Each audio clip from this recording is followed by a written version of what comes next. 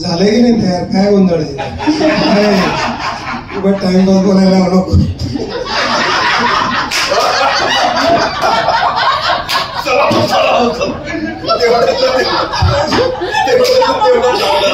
खूप बोलायला तयार नाही म्हणून आपल्या इकडे बोलत. सर आता आपण बोलल्यावर कदाचित लवकरच होईल अशी अपेक्षा करते, कारण आपण विचारलंय त्यामुळे ते होईलच. पण जसं की आता सरांनी उल्लेख केला होता, दिग्दर्शक सरांनी, की या सिनेमातील काही खास टेक जे आहेत त्यांच्याकडे. सो असा एखादा किस्सा जो तुमच्या कायम स्मरणात राहणार आहे हा सिनेमा शूट करतानाचा? ही काय मूळ प्रस्तावच जास्त मोठी होती, पुस्तक कधी वाचायचं असं बाकी होते ना, तसं झालं नाही. ह्या सिनेमाची आवडलेली गोष्ट म्हणजे कॅरेक्टर जे माझ्याकडे आलं आणि ही सगळी मुलांबरोबर काम करताना मला असं वाटलं की इंटरेस्टिंग म्हणजे फार इंटरेस्टिंग काम करतं. तर अतिशय प्रेमाने मी त्यांना धमकी देतो, प्रेमाने करतो, वेगवेगळ्या हा एक एक्सपिरियन्स खूप चांगला होता. त्यामुळे तुम्ही प्रत्यक्ष बघाल आणि खरंच आत्तापर्यंत न केलेले कॅरेक्टर असेल करायला मिळाले त्याबद्दल योगेश आणि सगळ्या टीमचं, म्हणजे संजयनं मला हे सांगितलं. प्रियदर्शननं खरंच आम्ही पहिल्यांदा भेटल्यानंतर त्याच्यावर खूप काम केलं आणि मग ते काम त्याच्यात दिसलं की अरे वा, ही वेगळं आमच्या पहिल्या भेटीनंतर. आणि त्यामुळे आम्ही खूप मजा केली. हे नेहमीच बोलतो, आता तुम्ही पण मजा कराल असं अपेक्षित आहे. असं त्रिकूट मराठी सिनेसृष्टीला मिळेल आणि या अफलातून गोष्टी आपण पाहणार आहोतच. आणि त्याच नोटवर मी या कलाकारांना इथे येण्याची विनंती करते. या सिनेमातून आपण पाहणार आहोत प्रियदर्शन जाधव, जे सिनेमाचे लेखक देखील आहेत आणि सिनेमातून आपल्याला अभिनय करताना इथे दिसणार आहेत. त्यांच्यासोबतच सायली भाटक. जोरदार टाळ्यांनी सगळ्याच कलाकारांचं आपण इथे स्वागत करूया. अभिनय बेर्डे, रोहित हळदीकर, अभिजित चव्हाण जे आता आजच्या कार्यक्रमाला येऊ शकलेले नाहीयेत, आपण या सिनेमातून पाहणार आहोत. नक्षत्र मेढेकर, अजय जाधवजी, अमायरा गोस्वामी, या सगळ्या कलाकारांना आपण पाहणार आहोत या सिनेमातून. आणि आप्पा म्हणजेच सयाजी शिंदे यांना पुन्हा एकदा मी फक्त स्टेजवर येण्याची विनंती करते. आपण गप्पा खूप केलेल्या आहेत मगाशी, पण आता हे सगळे कलाकार या सिनेमातून आपल्याला पाहायला मिळणार आहेत. 27 जून पासून हे धुमाकूळ घालणार आहेत असं आपण नक्कीच म्हणूयात. सुरुवात करते अभिनय आपल्यापासून. सो हा सगळा प्रवास आणि रस्त्यावर येणं आणि पुन्हा घर मिळणं, काय सांगशील याबद्दल? मुळात या सिनेमाशी असोसिएट कसा झाला असतो? 2022 मध्ये म्हणजे प्रियदर्शन दादा writer as a writer onboard यायच्या आधीच या सिनेमाबद्दल बोलणं झालं होतं. पण आय थिंक ते परत ड्रॉइंग बोर्डवर गेले, त्यांनी परत नव्याने त्याची स्क्रिप्ट क्राफ्ट केली आणि त्यानंतर मग आय थिंक ऑगस्ट 2023ला मी या सिनेमाचं शूटिंग सुरू केलं आणि पहिल्यांदाच मी असं आउट अँड आउट कॉमेडी आणि त्या हे दोघं माझ्यासोबत आणि एक मोठी सपोर्टिंग कास्ट.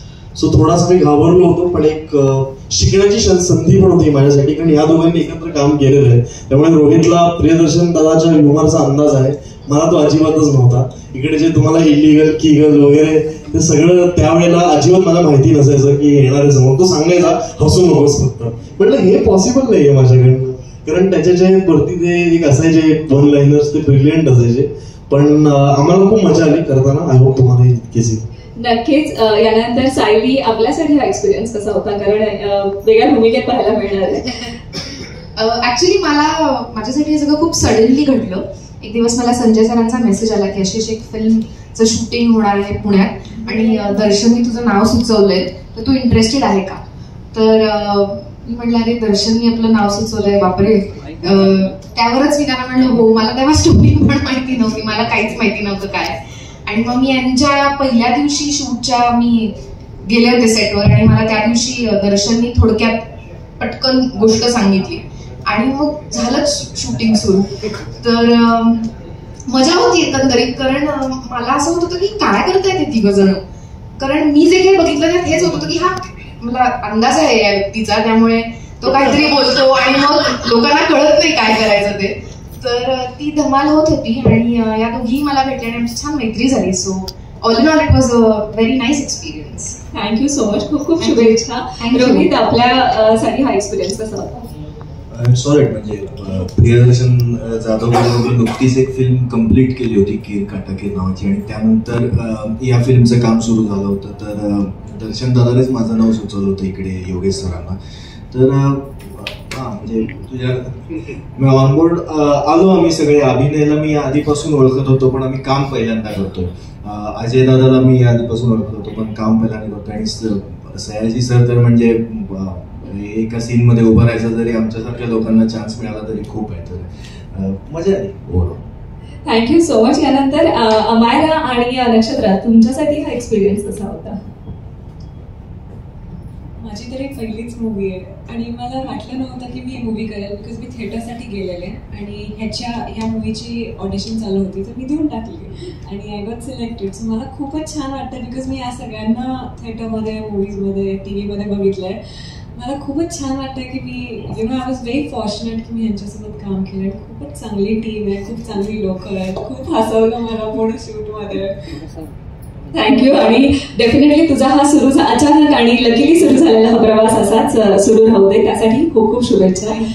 नक्षत्रा, माझं जे कॅरेक्टर आहे नक्षत्राचं ते एका रिपोर्टरचं कॅरेक्टर आहे जे तुम्हाला ट्रेलरमध्ये दिसलंच असेल. I think it was a task, कारण का बीइंग अ रिपोर्टर तुम्हाला खूप ऑन पॉइंट राहावं लागतं. पटापट बातम्या येत असतात, त्या ऑडियन्सपर्यंत तुम्हाला व्यवस्थित पोहोचवायच्या असतात. नक्षत्रा पण अशीच हौशी होती की तिला ना सगळ्या बातम्या पटापट तिला न्यूज बनवायची आहे, पटकन तिला सगळ्यांच्या आधी ती पोहोचवायची आहे आणि हेच करत असताना तिच्याकडनं एक गुळ घातला जातो. सो आपण ट्रेलरमध्ये पण बघितलं आणि नंतर ती येऊन कन्फेसही करते की माझी चूक झाली आहे. आणि त्याच्यानंतर तो सगळा जो काही प्रवास घडतो आणि मग अमर, अकबर, अंधनी नक्षत्राच्या घरी म्हणजे काकांच्या घरी येतात. सो त्याच्यामध्ये पण होणारी जी गंमत आहे ती तुम्हाला 27 जूनला दिसणारच आहे थिएटर्समध्ये. पण आय थिंक माझी जर्नी खूप हिलेरियस होती, कारण का out and out comedy film करताना जे काही आमचे सेटवर किस्से होत होते आणि जी काही जर्नी होती ती खूप फॅन्टास्टिक होती.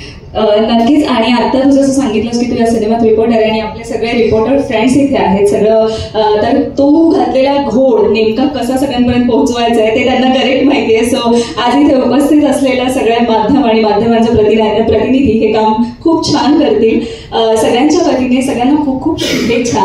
आणि एक लास्ट मला वाटतं प्रियदर्शन किंवा सयाजी सर की 27 जून ऑल इज वेल हा सिनेमा चित्रपटगृहात येऊन पाहावा ही एक अपील जस्ट.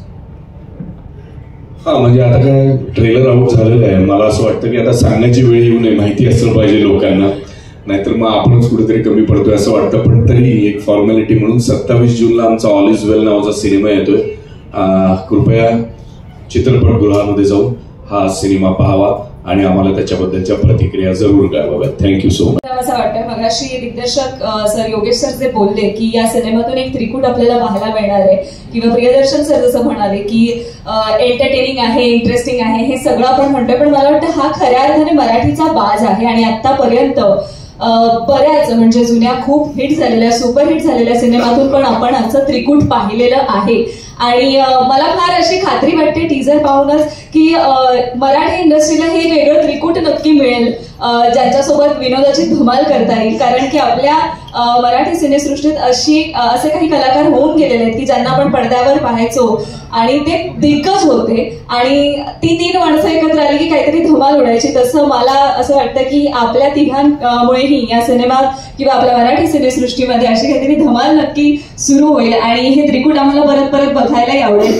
आणि मी असं या त्रिकूटाला रॅप असं नाव ठेवलेलं आहे, रोहित, अभिनय आणि प्रियदर्शन. सो हा रॅप आपण 27 जून पासून नक्कीच एन्जॉय करूयात, कारण कमाल काहीतरी असणार आहे. कारण हे तिघेही फास्ट आहेत, पेसी आहेत आणि ह्यांचं कॉमेडीचं टायमिंग आणि मराठी प्रेक्षकांना असंच काहीतरी बघायला आवडतं आणि एंटरटेनमेंट सोबतच आणखी इतर गोष्टी आपल्याला पाहायला मिळतील याची खात्री नक्कीच आहे. 27 जूनला हा सिनेमा रिलीज होतोय आणि या सिनेमासाठी आणखी इतर बऱ्याच जणांचा हातभार लागलाय आणि या सिनेमाला आपण 27 जून पासून चित्रपटगृहात पाहू शकणार आहोत. आत्ताच ऐकलेला आवाज म्हणजेच अपेक्षा दांडेकर आणि रोहित राऊत यांचा होता.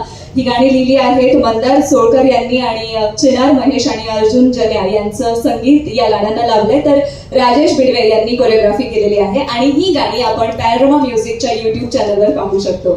सो ही कमाल गाणी. आणि आता ऑफकोर्स आपण ज्याची वाट पाहतोय ते म्हणजेच या सिनेमाचा ट्रेलर नेमका कसा आहे आणि यातून काय काय गोष्टी आपल्याला पाहायला मिळणार आहेत. सो ती वेळ जवळ आलेली आहे. चेहऱ्यावर हे ट्रेलर पाहिल्यानंतर एक स्माइल आलेली आहे आणि ही धमाल आपल्याला पाहायला मिळणार आहे 27 जून पासून. आणि